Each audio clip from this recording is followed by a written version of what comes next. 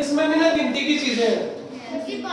Number 1 आपसे पूछ सकता है कि आपने ना कोई चीज दी हुई है, इसमें से आपने अपर लिमिट बतानी है।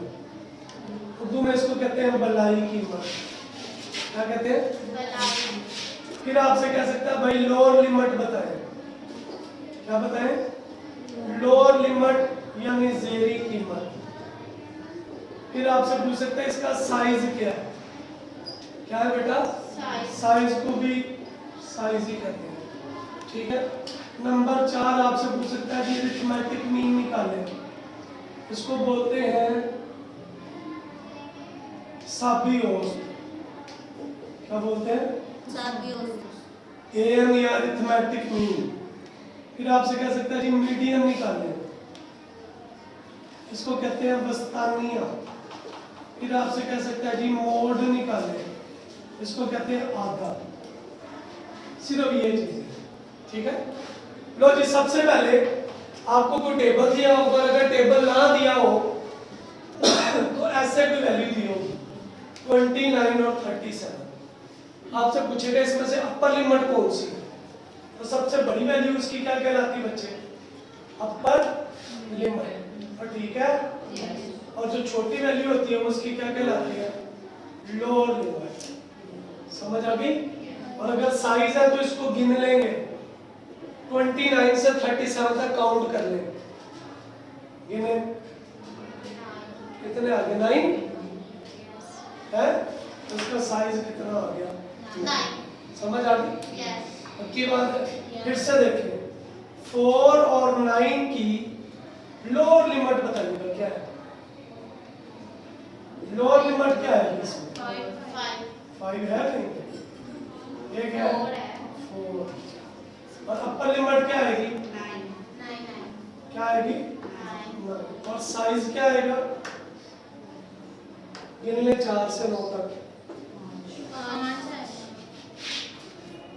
5 है कि 6? ठीक है। लो जी, ये 3 चीजें हो गई। उसके बाद ऐसी वैल्यू दे दिया आपको 1 2 3 5 1 2 1 7 और आपसे कहे आपने ये तीनों चीजें निकालनी है। सबसे पहले आपने इसमें से निकालना है अरिथमेटिक मीन। क्या निकालना बेटा? Arithmetic mean. इसको कहते हैं हिसाबी औसत। क्या कहते हैं बेटा?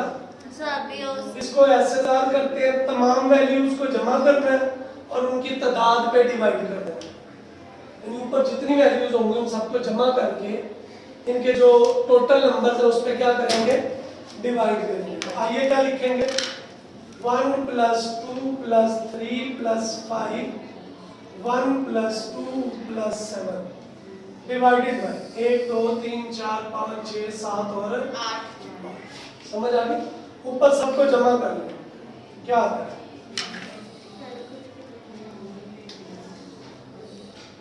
जी 1 जमा 2 जमा 3 जमा 5 + 1 + 2 + 1 + 5 22/8 8 पे डिवाइड कर दो।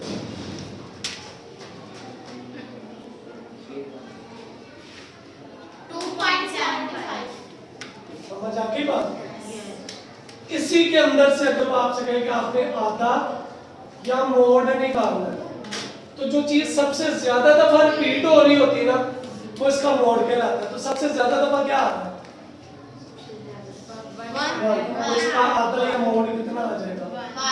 फर्ज किया 1 भी 2 टाइम्स होता और 2 भी 2 टाइम्स होता, फिर आपने दोनों लिख देने। और अगर कोई चीज रिपीट ना हो तो आप कहेंगे इसमें आधा मौजूद नहीं है। समझ आ गई बात की? जो सबसे ज्यादा दफा आएगा वो मोड कहलाएगा। क्लियर? मीडियम के लिए सिंपल वे है, आप इसको तरतीब से लिखें। 1 कितनी दफा है? 3 दफा। 2 कितनी दफा है? 2 दफा। 3 5 और 7। एक इधर से कैंसिल कर दें, एक इधर से, एक इधर से, एक इधर से, एक इधर से, एक इधर से। अगर दरमियान में सिर्फ एक वैल्यू बचे तो वही आपका मीडियन है। और अगर 2 बच जाए तो इन दोनों को जमा करें और 2 पे डिवाइड करें। तो 4 को बच्चे 2 पे डिवाइड करेंगे तो मीडियन कितना आ जाएगा? 2। समझ आ गई?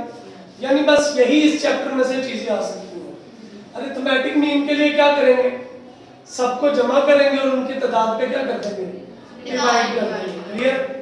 उसके बाद मोड के लिए क्या करेंगे, देखेंगे कौन सी चीज ज्यादा दफा आ रही है, और मीडियम के लिए क्या करेंगे, इनको कैंसिल कर देंगे। ठीक है। ले जी, इसके साथ ही आपका चैप्टर नंबर 12 भी बेटा कंप्लीट हो गया। चैप्टर नंबर 12 में इसके अलावा कोई और चीज है जी बेटा? एक ही बच्चे वही उसी को नहीं करना, बस वही एक ही है। फर्ज किए ये 7 है तो एक बची है तो वही मीडियम है। अगर आगे पे 2 बचे तो इनको काटना नहीं है, जमा करके 2 पे डिवाइड। समझ?